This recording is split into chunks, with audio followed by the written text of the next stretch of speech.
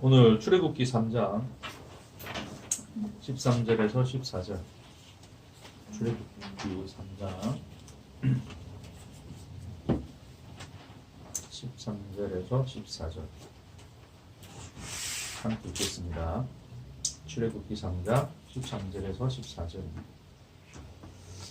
모세가 하나님께 아뢰되 내가 이스라엘 자손에게 가서 이르기를 너희의 조상의 하나님이 나를 너희에게 보내셨다 하면 그들이 내게 묻기를 그의 이름이 무엇이냐 하리니 내가 무엇이라고 그들에게 말하리이까. 하나님이 모세에게 이르시되 나는 스스로 있는 자이니라.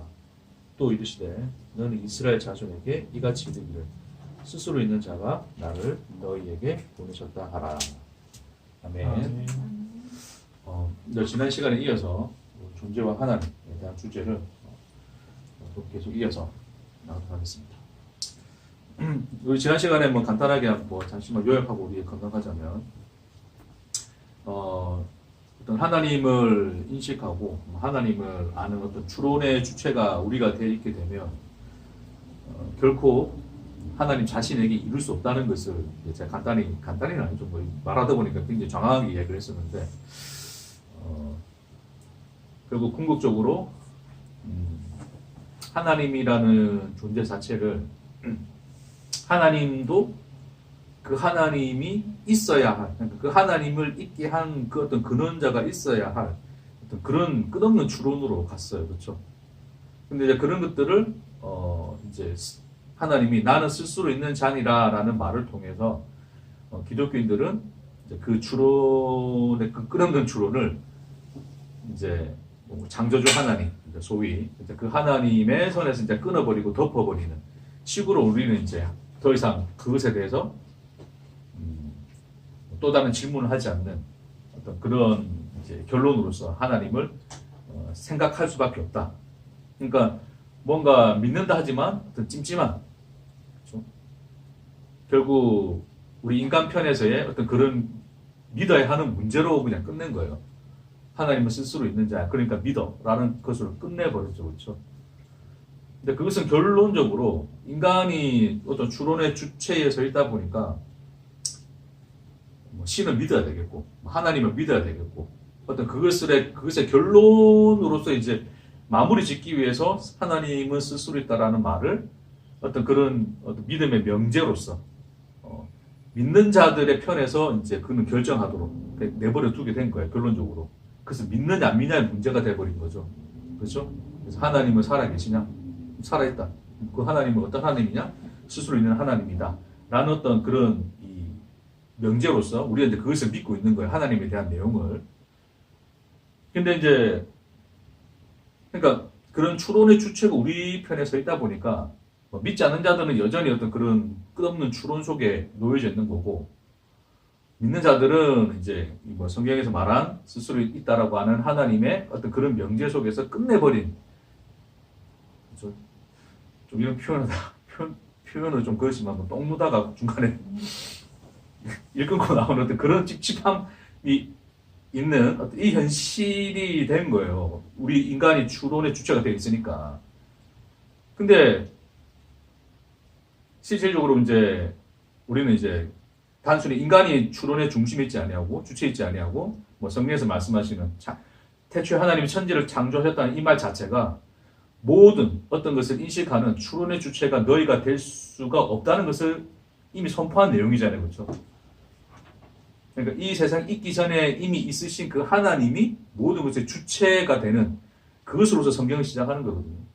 그러니까 하나님 편에서 이제 모든 것을 하나님이 주체가 된 상태에서 모든 것을 생각해 본다면 하나님이 있느냐 없느냐에 대한 질문 자체가 부당한 거였습니까? 합당한 거였습니까?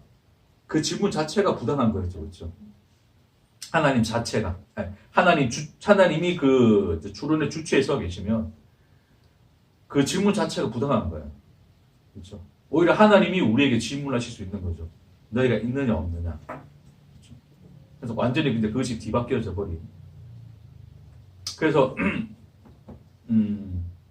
우리가 이제 그것을 안 자가 되었다면, 그러니까 하나님에 대한 하나님의 있음과 없음, 하나님의 존재에 대한 질문을 그 자체가 부당함으로 그 참 하나님을 안 자들은 그 질문을 하지 않는다고 하는 것입니다. 단순히 어떤 우리가 가진 어떤 추론의 결과, 어떤 그런 교리, 스스로 있는 하나님, 어떤 이런 명제를 가지고 하나님을 이제 우리가 규정하지 않는다는 거죠. 그렇죠. 그래서 이제 오늘 이제 그 내용을 이어서 그 선상에서 오늘 나는 스스로 있는 자니라라고 번역된 이 말씀을 여러분과 함께 나누면서 존재와 하나님에 대한 주제를 좀 더 진행해 볼까 합니다. 그래서 오늘 이제 내용은 그렇습니다. 여러분 다 아는 내용처럼 하나님이 모세를 부르셔서 이제 내가 내 백성을 끄집어내야 되겠으니 너는 가라 그러는 거예요. 근데 모세가 이제 이 하나님께 묻는 말이 뭐예요? 뭐라 질문하는 겁니까? 내가 이제 그 이스라엘 백성에게 가면 그 사람들이 나한테 누가 너를 보냈냐고 물을 건데, 그러면 내가 그 사람들에게 누가 보냈다 말하리까? 당신의 이름이 뭡니까? 라고 묻는 이제 그 자리인 거죠. 그러니까 이 내용 자체가 지금 내포하고 있는 게 뭡니까? 그러니까 지금 이스라엘 백성들에게서는 자기를 구원해 줄 자에 대한 그 구원해 줄 이에 대한 언약의 말씀을 가지고 있었어요. 그렇죠? 그 조상의 이제 아브라함부터 이어져 오는 그 조상의 말들. 이미 하나님이 아브라함에 나타나서 4대 만에 돌아오리라 이런 말씀도 하셨고. 그래서 이제 그런 이제 언약과 관계된 이제 그 자신들의 마음속에, 자신들의 인식 속에 있는 하나님을 그들은 이제 기대를 하고 있는 거예요. 자, 그러니 그 하나님이 맞는가 안 맞는가를 모세에게 묻겠다는 거예요. 그러니까 모세는 이제 그 상황을 지금 인지를 하고 질문하는 거죠. 이스라엘 백성들은 그 언약의 하나님을 기억하고 있을 건데, 그 하나님이 이제 기억하고 있을 건데, 이제 나를 보내신 당신이 그 하나님 맞느냐라고 묻는 거예요, 사실은. 그렇죠? 누가 나를 보냈다고 하겠습니까? 당신 이름이 뭡니까? 라고 묻는 질문인 거죠. 결국 이제 그것은 모세뿐만 아니라 이제 이스라엘 전체의 하나님에 대한 질문이기도 하고, 당신이 우리를 구원해 줄 자가 맞느냐? 라는 어떤 그런 내용의 질문을 지금 하나님께 하고 있다라고 하는 거죠. 그러니까 간단하게 이제 한 문장으로 나타내자면,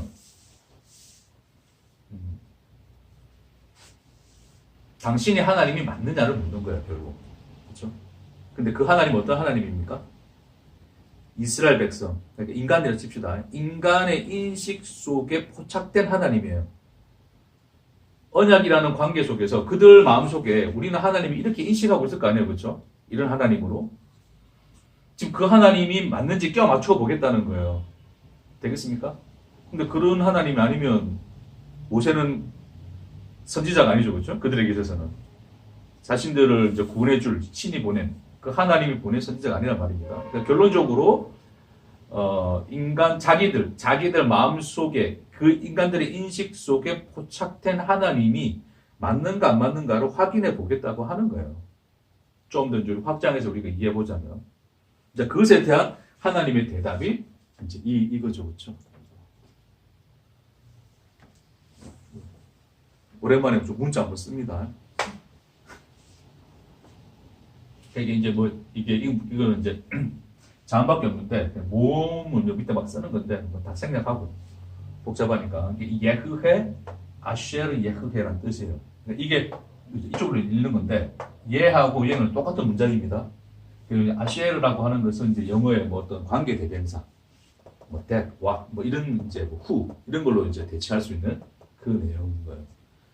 그래서 이것을 이제 우리 성경에는 스스로 있는 자니라라는 말로 번역을 했어요. 그렇게 표현해도 될 수는 있겠지만 굉장히 좀 부족한 느낌이 있습니다. 자, 이것을 직역하면 그냥 그거예요. 이게 사실 요거 자체는 그냥 나는 있다. 똑같은 내용이거든요. 그렇게 해석을 할 수도 있고, 아니면 나는 뭐뭇이다. 나는 뭐뭇이다. 이제 이렇게 표현하는 거예요. 그러니까 이게 관계 대명사가 들어가면 나는 난데 나는 나다라는 뜻이에요. 결국 한 문장으로 나는 나다. 그렇죠? 이제 그렇게 우리 I am who I am 영어에는 이제 그렇게 직역을 해놨는데 하나님의 대답이 그런 거예요. 나는 아니라 이제 그렇게 이야기하시는 거죠. 그렇죠? 그러니까 인간들의 질문은 뭐였습니까? 당신은 우리의 인식 속에 포착된 그 하나님이 맞습니까? 그러니까 우리가 알고 있는 그 하나님이 맞습니까? 라고 묻는 거죠. 그렇죠? 근데 그것에 대한 그 질문. 그러니까 우리의 인식 속에 포착됐다는 게 뭐냐면 이름을 가지는 거예요. 이름. 그렇죠? 하나님이 이제 그 아담을 데리고 와서 그 어떤 동물들과 새들의 이름을 짓게 하시죠. 그렇죠? 그래서 이제 그 동물들과 새들을 보고 아담이 이제 이름을 이야기하면 이제 그대로 그 이름이 되는 거였어요. 그렇죠? 그 이름을 부여한다는 것은 결국 뭡니까? 아담의 인식 속에 걔네들이 포착이 되는 거죠. 그렇죠? 우리 지나가는 사람들 이름 압니까? 모릅니까? 몰라요. 사실 그것이 내게 의미가 있어요, 없어요? 없잖아요. 그렇죠? 그냥 이름을 가지지 않는단 말이에요. 사실 내 인식 속에 포착이 안 돼 있단 말입니다. 근데 누군가는 나는 이름을 알죠. 그렇죠? 그 이름을 안다는 것은 그 자가 내 인식 속에 뭐가 됐다는 거예요? 포착이 돼 있다는 거예요. 그렇죠? 내게 의미를 가진다 이 말입니다. 쉽게 좀 더 이야기하면 내게는 존재가 됐다 이 말이에요. 그렇죠? 쉬운 말이 아닌가? 더 어려진 말로 한 건가? 어쨌든 그러니까 자 인간이 하나님에 대한 이름을 묻는다라고 하는 것은 그러니까 이름 묻는 거예요 지금. 묻는다라고 하는 것은 궁극적으로 어떤 전제를 깔고 있는 거예요?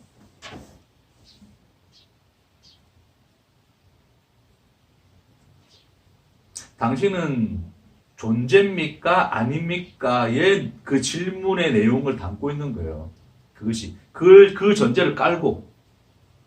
다시 말해서, 내게 있어서 이름을 가지지 않는 이상, 내 인식에 포착되지 않는 이상 당신은 존재한다, 안 한다? 존재하지 않는 거죠, 그렇죠? 근데 내가 그 이름을 알고 있다는 것은 뭐예요? 내게 있어서는 그게 뭐가 됐단 말입니까? 존재가 되어 있다는 소리입니다. 그러니까 당신의 이름이 뭡니까? 라고 묻는 것은 궁극적으로는 어떤 질문과 연관되어 있다고요? 당신은 존재합니까? 하지 아니합니까?의 그 내용과 같이 결부되어 있는 거예요, 이게. 그렇죠?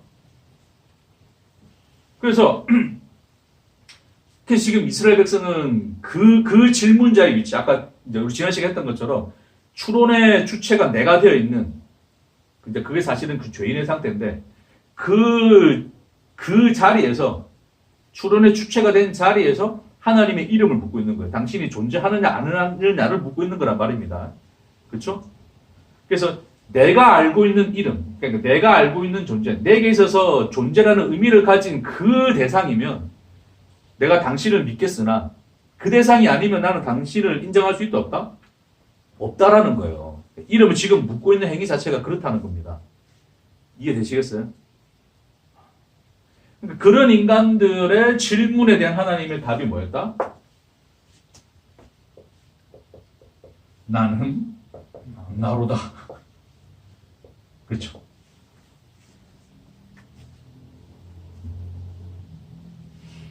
이 대답은 이 대답이 내포하고 있는 의미가 뭡니까? 이 대답이 내포하고 있는 의미가 뭘까요?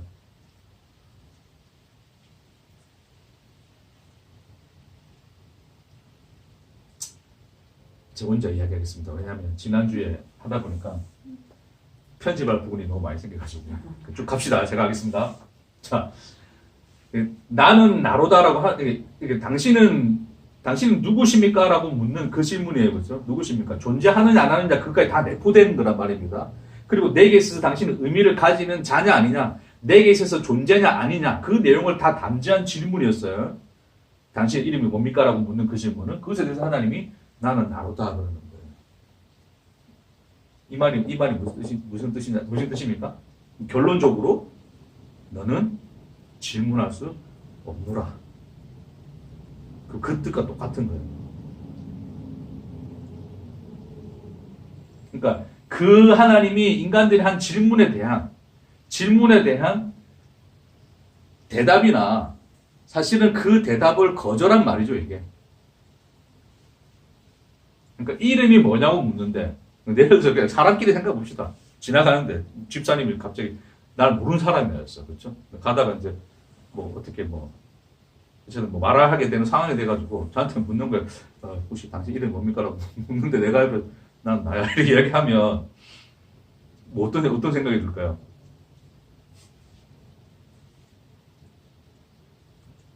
나는 이름을 물어봤는데 그러니까 결론적으로는 이름을 물어봤는데 이름을 대답한 겁니까 안 한 겁니까? 이름 대답 안 한 겁니다. 그 질문에 대한 답을 하신 게 아니에요, 그렇죠? 그 질문에 대해서 응답은 하셨으나 그들이 요구하는 답을 말한 게 아니에요, 그렇죠? 어찌하여 네가 내게 묻느냐? 사실은 그 얘기입니다, 그 얘기. 갑자기 너무 심해졌습니다.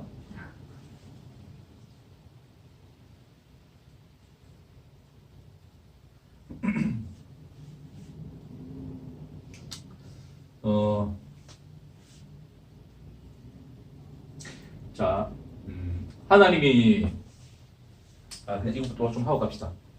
결론적으로는 이제 인간이 하나님이 뭐 당신은 존재하느냐 안 하느냐, 존재입니까 아닙니까? 라는 어떤 그런 인간이 이제 주체가 된 추론의 자리에서 그 질문을 하나님 이제 어떤 대상에게 던졌는데, 그 신이란 대상에게 던졌는데, 그 신이 말하기를, 그렇죠? 나는 나로다. 나는 말을 통해서 결코 너가 내게 그 질문을 할 자리에 있지 아니하며, 오히려 그 질문은 그 하나님이 하셔야 될 질문이라고 하는 것을 어떤 뭐라고 해야 되나, 제가 또 문학적인 용어를 몰라가지고 어떤 그런 관계 속에서 이야기를 하시는 거예요. 자, 봅시다. 자, 하나님이 이제 창조를 하셨을 때, 자, 세상이라고 하는 것은, 자, 하나님이 계십니다. 이거 씁시다. 자, 창조를 통해서 세상을 이제 있게 하신 거예요, 그렇죠? 그러니까 세상이라고 하는 것은 그 이전에는 자, 있음이었습니까? 없음이었습니까? 없었죠, 그렇죠? 근데 하나님의 창조의 행위를 통해서 세상은 뭐가 되었습니까? 있음이 된 거예요. 그렇죠? 자, 이 있음과 없음이라고 하는 것은 서로 뭘 가지고 있어요?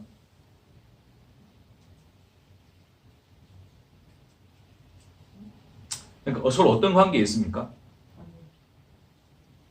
얘네들은 동시일 수 있어요? 아니면 동시일 수 없어요? 없음이면서 있음일 수 있고 있음이면서 없음일 수 있어요? 그럴 수 없죠, 그렇죠? 그러니까 이 둘이는 항상 뭐의 관계에 있습니까? 대조의 관계에 있는 거예요, 그렇죠? 이 있음과 없음은 서로 대조의 관계에 있습니다. 됐습니까? 자, 그래서 하나님이 이 세상을 이제 없음에서 있음으로 만들었는데, 그럼 이 세상의 속성이라고 하는 것은 이 두 가지 속성을 동시에 가질 수가 있죠. 없음이었다가 있음일 수 있는 거죠, 얘네들은. 없음이었었으니까. 그렇죠? 그러니까 있음과 없음은 동시에 있을 수 없지만 속성이라고 하는 것은 동시에 가질 수 있는 거 아니에요, 그렇죠? 여러분은 자, 태어나기 전에, 예를 들어서 우리가 뭐 한 100년 전에 있었습니까, 없었습니까? 없었어요. 100년 아니고 어쨌든 각자 생일 때 태어나가지고 이 세상에 있음이 된 거 아니에요, 그렇죠? 그럼 우리는 없었던 적도 있었고 있는 이 시간도 있는 거잖아요, 그렇죠? 그러니까 있음과 없음의 속성이 우리에게는 동시에 있죠. 그 대조점을 함께 가지고 있잖아요, 그렇죠? 네. 그러니까 없었으면서 그때 있을 수는 없고 있으면서 없을 수는 없는데 이 있음과 없음의 속성이라고 하는 것은 동시에 가지고 있단 말입니다. 그렇죠? 자, 그런 대조점을 가지고 있어요. 자, 그러니까 이 세상 자체가 그런 속성을 함께 가지고 있기 때문에 이 세상에서 하나님께서 보면 이제 뭐 낮과 또 뭘 만드세요? 밤을 만드시고 그렇죠? 그다음에 뭐 하늘과 뭐 땅을 만드시고. 그래서 하나님께서 어떤 이런 각각의 짝을 지어줬다 그러거든요. 이사야에서도 보면 각각의 짝이 있다 그러잖아요, 그렇죠? 뭐 이래가지고 또 뭐 신약과 구약의 짝이 있다 그렇게 말씀하시는 분들도 있긴 한데 어떤 그런 내용들을 떠나서 이미 이 창조된 세상 자체가 항상 어떤 속성을 가지고 있습니까? 그렇죠. 대조라고 하는 속성을 가지고 있어요. 그러니까 어둠이라고 하는 것은 사실은 빛의 부재를 이야기하는 거고, 그렇죠? 빛이 있으면 이건 낮이 되는 거예요. 그래서 빛을 낮이라 칭하시고 어둠을 밤이라 칭하신 하나님 그러셨단 말입니다. 그러니까 이런 그리고 남자와 여자를 창조하시고, 그렇죠? 남자고 이제 여자라는 어떤 대조점을 가지고 이야기를 하시죠, 그렇죠? 그래서 이 세상 만물이 이미 없음과 있음의 속성을 함께 이 대조점을 함께 가지고 얘는 창조되었기 때문에 그 세상 속에 있는 모든 것들도 사실은 다 뭘 가지고 있어요? 똑같은 그런 대조의 속성을 가지고 있단 말입니다. 그래서 뭐 다른 어떤 성질을 떠나서 이 세상에 있는 거의 뭐 인간이라 칩시다. 우리 인간에 대한 관심이 있는 거니까 세상이 있음과 없음의 속성을 함께 가지고 있으니 세상이 그러니 인간이라는 것도 결국 뭐예요? 인간의 존재라고 하는 것도 결국 있음과 없음의 속성을 함께 가지고 있죠. 그러니까 여러분의 존재 자체가 항상 있음입니까? 아니면 있음과 없음의 속성을 함께 가지고 있어요? 함께 가지고 있죠, 그렇죠? 이제 미래에 우리가 이제 뭐 언제 또 없음이 될지 모르나 없음은 곧 다가오고 있는 거예요, 우리에게, 그렇죠? 지금 어쨌든 눈 뜨고 살아가는 이 세상에서 우리가 보건데, 그러니까 이 세상 자체가 그런 대조의 속성을 가지고서 창조됐기 때문에 인간 또한 똑같은 그 속성을 가지고 있는 것입니다. 그러니까 인간 또한 있음과 없음의 속성이 함께 있는 거예요. 그러니까 우리 존재를 우리가 논할 때, 그렇죠? 우리 존재는 뭡니까? 있음과 없음의 속성을 함께 가진 존재라고 하는 것을 생각해 둬야 돼요. 됐습니까? 그러니까 인간들 사이에서는 계속 그런 거예요. 우리가 뭐 자식을 보더라도 내가 결혼하기 전에는 자식 없었는데 결혼하는 또 자식 생기니까, 그렇죠? 자식의 있음과 없음을 보잖아요, 그렇죠? 그리고 또 인간들이 우리가 각자 다 그런 세상의 속성 속에서 살고 있으니 인간의 인식 속에는 모든 것이 있음과 없음의 속성을 함께 가진 자로 있는 거예요. 그러니까 우리는 사람에게 있어서도 그 존재의 있음과 없음을 물어볼 수 있는 거죠. 그렇죠?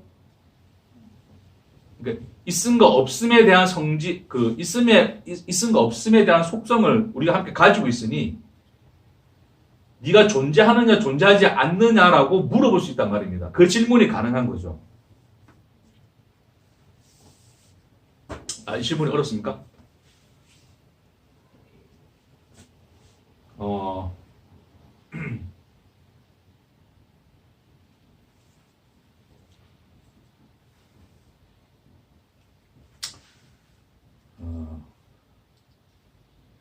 그러니까 이렇게 생각할까요? 그냥 달고 싱겁다 이렇게 합시다. 달고 짜다 좀 그렇고 달고 싱겁다. 요 둘을 하나의 대조적으로 둡시다. 우리 싱거운 맛과 단맛을 함께 알고 있어요. 그렇죠? 그러면 우리가 어떤 이 음료에 대해서 이거는 다냐 싱겁냐라고 묻는 거죠. 왜요? 단맛과 어떤 우리가 음식이라고 하는 것 자체가 단맛과 달달한 것과 싱겁다라는 속성을 가지고 있다는 것을 알잖아요. 우리 인식 속에는 그게 들어와 있잖아요. 그러니까 이게 달까 싱거울까라고 물어볼 수 있죠, 이거. 달 수도 있고 싱거울 수도 있으니. 됐습니까? 근데 항상 단 거면 이거 단 거냐 싱겁냐라고 물어볼 수 있어요. 그래서 설탕 보고 이게 짜다, 이게 짜냐라고 물어볼 수 있어요, 없어요? 없어요. 안 묻죠. 그 질문이 안 생기잖아요. 그러니까 설탕 자체만 본다면 설탕이라는 것은 항상 달아왔으니 항상 단 것에 대해서 우리가 이거 뭐 싱겁냐 짜냐 뭐 이런 거 물어볼 수 없잖아요, 그렇죠? 그러니까 인간이라고 하는 것은 없음인 상태가 있었기 때문에 있음인 상태 속에서도 상태 속에 있다 할지라도 있느냐 없느냐를 물어볼 수 있죠. 너는 존재하느냐 하지 않느냐, 그렇죠?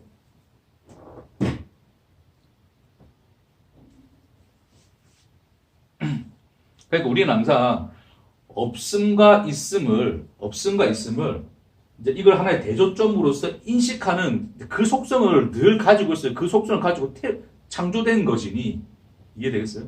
그러니까 모든 철학자들의 질문 또한 뭐였냐면 물론 이제 인간의 주체가 된 추론의 위치입니다. 철학 자체는. 그렇다 하지라도 그걸 자체로 보더라도 그 철학자들의 질문이 뭐냐면 존재냐 무냐에 대한 질문이었거든요. 그렇죠? 그러니까 이 존재의 근원을 찾아갔단 말입니다. 그러니까 없음인 상태가 있는데 어떤 것이 있음이 됐다면 이것의 있음을 가능케 한 뭔가 있지 않았을까? 그 근원을 찾아가는 질문들이 뭐 존재론 이런 것들이었어요. 인간들의 철학이. 뭐 여러분들이 뭐 이런 거 전혀 생각 안 해보고 사니 뭐 그렇죠? 뭐 유용할까 생각할 수 있는데 뭐 이 시간만이라도 한번 생각해 봅시다. 그러니까 우리가 없다라는 것도 알고 있다라는 것도 알고 있으니 항상 모든 것에 대해서 있느냐 없느냐를 질문 가능한 거예요. 그렇죠? 그렇게 질문한단 말입니다. 그래서 철학 또한 없음인 상태에서 어떻게 이 세상이라고 물질이라고 하는 것이 있음이 되었을까? 라는 질문을 시작해서 그것을 추론하여 뭐 연구한 게 다 존재론이고 그것은 존재하느냐 하지 않느냐 그런 질문으로 지나가서 나중에는 이제 그 존재하는 자의 주체인 인식론, 인식하는 내가 참이냐 거짓이냐 뭐 이런 것까지 막 굉장히 이제 막 꼬리를 물고 계속 발전하는데 하여튼 인간들의 세상은 뭐 그럴 수밖에 없어요. 어쨌든 그런 질문 자체가 인간들이 한다는 것은 뭡니까? 인간들 속에 내재된 인간의 속성 자체가 있음과 없음을 동시에 뭐하고 있다? 가지고 있다. 우리 그것을 염두에 둬야 돼요. 그래야 오늘 이 말씀이 이해가 조금이나마 될 것 같습니다. 자, 그래서 세상에는 그런 어떤 이 대조점을 가지고 존재하고 있단 말입니다. 이렇게 창조가 되어 있단 말입니다. 그러니 이 인간들은 하나님조차도 어떻게 생각하는 거예요? 똑같이 있느냐 없느냐로 인식한단 말입니다. 그래서 그것을 이제 그 질문을 하는 거예요. 신이란 것은 있을까 없을까라고 질문하는 거예요. 왜? 이 세상은 다 그렇단 말입니다. 그런 속성을 가지고 있단 말입니다. 그러니까 신 또한 있을까 없을까를 질문할 수 있다는 거죠. 그렇죠? 그런 어떤 인식 속에서 인간들이 이스라엘 백성들이 하나님께 당신의 이름은 무엇이냐라고 묻는 그 지점이란 말입니다. 자, 그 지점을 설명하기 위해서 제가 굉장히 장하게 돌아왔는데 자, 또 돌아가 봅시다. 자, 이 세상을 창조한 하나님은 어떻습니까? 하나님 우리는 있습니다 그러잖아요. 그렇죠? 항상 있어 왔다 뭐 그런 얘기를 하잖아요. 하나님은 있음이에요. 그렇죠? 그러면 자, 이 하나님이 있음인데 이 있음에 대한 대조점을 하나님은 가지고 있어요, 없어요?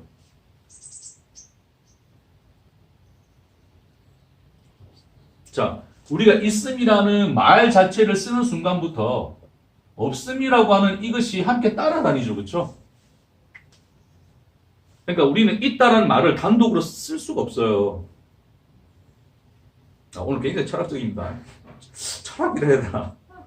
근데 좀 심오합니다. 어쨌든 갑시다. 자, 뭔가 있다라고 말할 때 그 있다라는 것의 이 말은 없음이라고 하는 것을 함께 항상 전제를 하고 있죠. 그렇죠? 그 말이 따라다니죠. 그렇죠? 동전의 양면처럼. 앞면이 있으면 뭐가 있습니까? 뒷면. 그러니까 내가 어떤 동전이 있는데 내가 이게 어떤 외국 동전이에요. 근데 내가 어디가 앞면인지 뒷면인지 몰라요. 그쵸? 그러니까 내가 어떤 것을 앞면이라 지칭을 한다 칩시다. 그쵸? 이걸 앞면이라 지칭한다는 것은 뭐가 있다는 거예요? 뒷면이 전제되어 있잖아요. 그게 있어야 앞면이라 말할 수 있을 거 아니에요. 네? 그러니까 앞면이라 말할 수 있기 위해서는 뒷면이 존재를 해야 돼요. 함께 있어야 돼요. 뭔 말인지 이해되겠습니까? 네. 그러니까 하나님은 우리가 있습니다라고 말하기 위해서는 뭐가 함께 전제가 되어 있어야 돼요? 없음이 전제가 되어 있어야 된다고요. 아주 좀 따라오십니까? 그러니까 우리는 하나님이 나는 스스로 있는 자니라라고 했을 때 우리가 그 하나님을 있음이라 항상 있음이라 이야기하는데 사실은 그 항상 있음이라는 그 말 자체도 있음이라는 말 자체를 쓰는 순간 뭐가 함께 따라다녀요? 없음이란 말이 함께 전제되어진단 말입니다. 그러니까 우리는 있음이란 말을 쓰는 순간 하나님께 모두 함께 생각하는 거예요. 그분의 없음도 고려될 수밖에 없다고요, 우리한테는.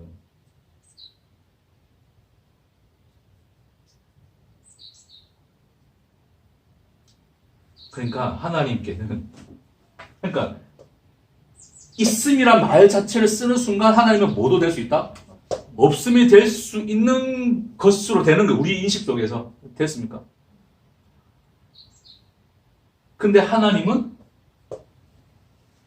이 대주의 속성을 가지고 있어요, 없어요? 없어요. 그러니까 쉽게 말해서 하나님께는 하나님이 있느냐 없느냐를 우리가 질문할 수 있습니까, 없습니까? 없단 말입니다. 그러니까 하나님은 항상 있음이야라고 말할 때 있음이라는 그 단어조차, 그 말조차도 하나님께는 합당한 겁니까, 부당한 겁니까? 부당해지는 거예요. 어울리지 않는 거란 말입니다. 왜요? 하나님은 대주의 속성을 가지고 있지 않으시기 때문에. 그러니까 하나님 입장에서 생각해 본다면 말 그대로 없음이었던 적이 없어요. 그렇죠? 없음이었던 적이 없는 있음인 거예요. 그냥 우리 말로 인간의 언어로 표현하자면 없음이었던 적이 없는 있음이란 말입니다. 그러니까 있음이 돼 없음의 대조점을 가지지 않는 있음이신 거예요.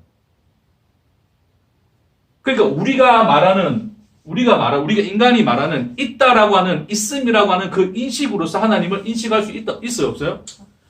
표현할 수조차. 그러니까 하나님에게는 있음이란 말조차도 어울리지가 않아요.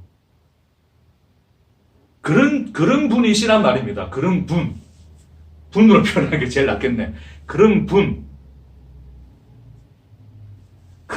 분으로 하나님이 자신을 계시한 것이 나는 나로다예요.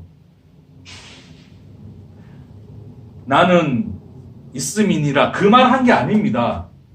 하나님이 내가 있음이니라 라고 말하면 인간은 뭘로 받아들인다고요? 그 있음과 없음을 함께 그 대조점으로 인간은 있음이라는 단어 자체가 그 대조점을 속성을 함께 가지고 인식하기 때문에 하나님에 대한 없음도 생각할 수 있는 거란 말입니다. 그렇죠? 그게 죄예요, 죄. 그러니까 하나님을 있음이라 말함으로써 하나님이 없음이 될 수 있는 속성으로 그 대조점을 가진 분으로 인식해버리는 것 자체가 죄가 된단 말입니다. 와. 오늘 여기까지만 할 겁니다. 더 이상 다른 내용은 나가지 않고 여기 이 내용으로 이제 결론합시다. 그래서 하나님이 그렇게 대답하시는 거예요. 나는 나다. 너의 인식으로도 포착되어질 수 없고 있음이란 이름조차도 있음이란 말조차도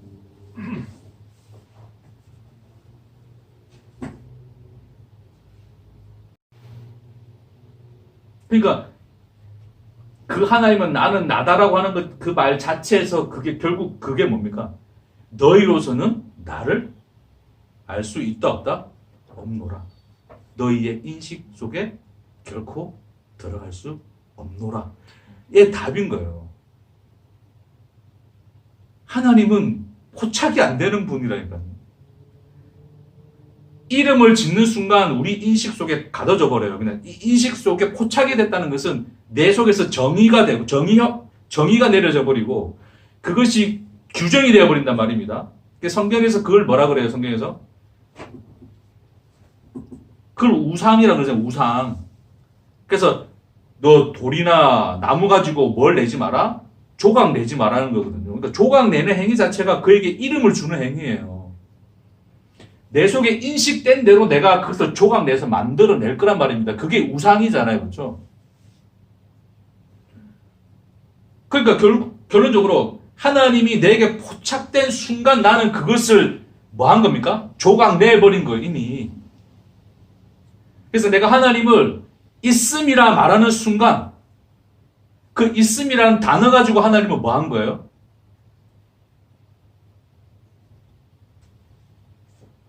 조각 낸 거예요. 물어볼게요. 여러분, 하나님이 있음이 뭡니까? 뭘 의미하는 겁니까 도대체? 뭡니까 그게? 묻고 싶어요. 항상 여러분, 하나님이 있음이라는 말을 하는 순간 왜 하나님이 있음이라는 말을 합니까? 하나님의 없음을 함께 인식하고 있기 때문에 그래요.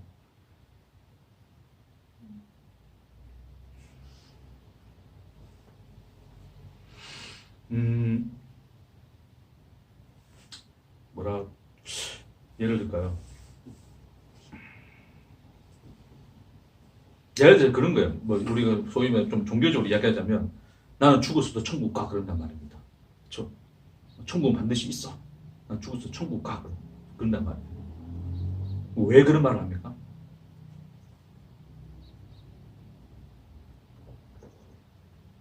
왜 천국 갑니까 안 갑니까? 모르죠. 이제 말을 돌리시네. 말을 바꾸시네 이러면서. 지옥 갈까 무서워서 그 말 하지 않습니까? 그러니까 죽음이 두렵고, 그러니까 뭐 지옥이라는 게 사실 지옥도 뭐 우리가 어떤지는 모르나 어쨌든 안 좋은 거, 그렇죠? 그 안 좋은 곳에 그리고 안 좋은 결론에 다다를까를 두려워하니 나는 뭐라 이야기하는 거예요? 나는 좋은 곳에 갈 거야라고 이야기하는 거란 말입니다. 그러니까 뭐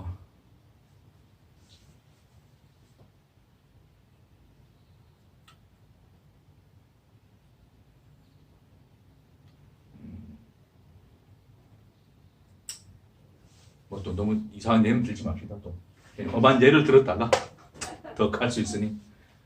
자, 다시 갑시다. 결론. 자, 하나님의, 자, 이제 마무리합시다. 자, 나는 나로다라고 하는 이 뜻에서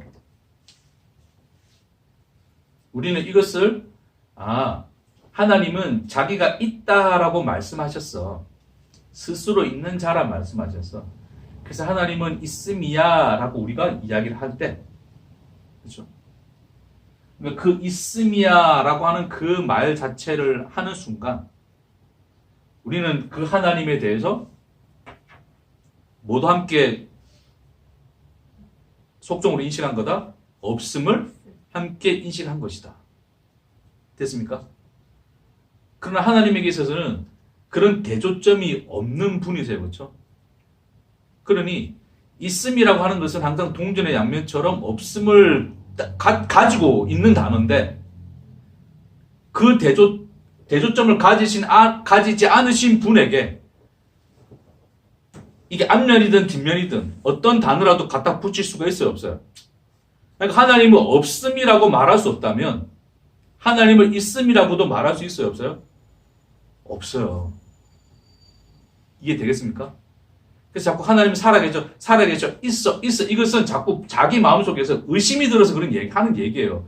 없음의 인식이 올라오니 그것을 덮어버리는 것으로서 있음으로 자꾸 덮어버리는 거예요. 자꾸 동전의 뒷면이 보이니 자꾸 앞으로 돌려놓는 행위일 뿐이란 말입니다. 이해되겠어요? 그러니까 그런 것 자체가, 그러니까 우리 하나님은 있는 분이야 라고 말하는 자체가 그것조차도 하나님께는 어울리지 않는 말이란 말입니다. 있음이라고도 말할 수 없는 분이에요, 그분은. 네? 와. 그러니까 여러분이 인식 속에 포착됐던 하나님은 다 버리시라고요.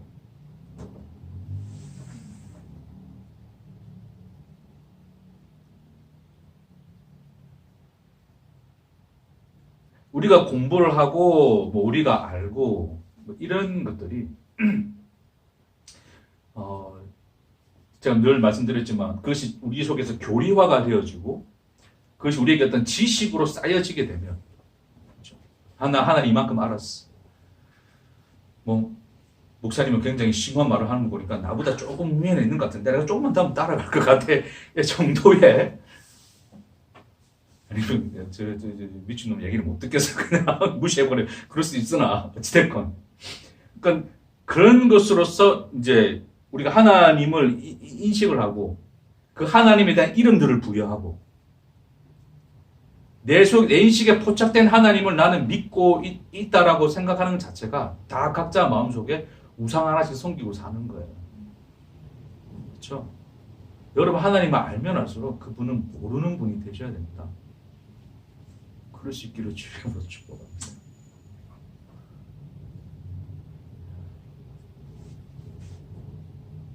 그래서 오늘 결론은 그렇습니다. 하나님은 있음이란 말조차도 말할 수 없는 분. 그래서 하나님은 그러시는 거예요. 나는 나다. 그러는 거예요. 나다. 와, 그 하나님이 나라고 표현하시는 그 나 속에 있는 그 무한함을 도무지 우리는 정말 알 수가 없어요. 그렇죠? 그러나 놀랍게도 하나님은 그 하나님 자신을 계시하기로 작정하셨죠. 그렇죠? 그것은 단순히 어떤 인간의 주론과 인간의 어떤 인간에게서 비롯된 그 무엇으로 하신 것이 아니라 오직 하나님으로 시작되고 하나님으로만 완성된 그것으로 하신 거예요. 그게 뭐란 말입니까? 그게 십자가예요. 그 놀라운 신비가 십자가 속에 있는 거예요. 아멘. To be continued. 오늘 여기까지 하겠습니다. 그래서 또 다음 시간에 이어서 그 십자가에서 계시된 하나님, 우리의 인식에는 포착될 수 없는 하나님이 유일한, 그래서 여러분 가장 명확한 게 아니에요. 이 십자가는 하나님을 인식하는, 하나님을 아는 가장 명확한 여러 가지 많은 방법이 있는데 그 중에서 가장 확실하고 명확한 길이 아니라 유일한 거예요. 유일한 거. 그 외에는 없는 거예요. 예수 십자가 외에는. 그 한 가지로 나를 계시하신 하나님의 놀라운 신비를 다음 시간 함께 나눴으면 좋겠습니다. 기도하겠습니다. 주님, 감히 있음이란 말조차도 당신에게는 어울릴 수 없는 홀로 나이신 하나님을 찬송합니다.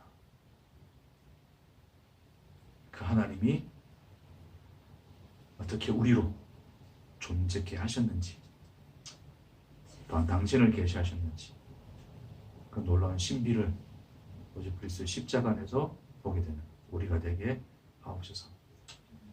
모든 것을 감사드리며 예수님 이름으로 기도합니다. 아멘.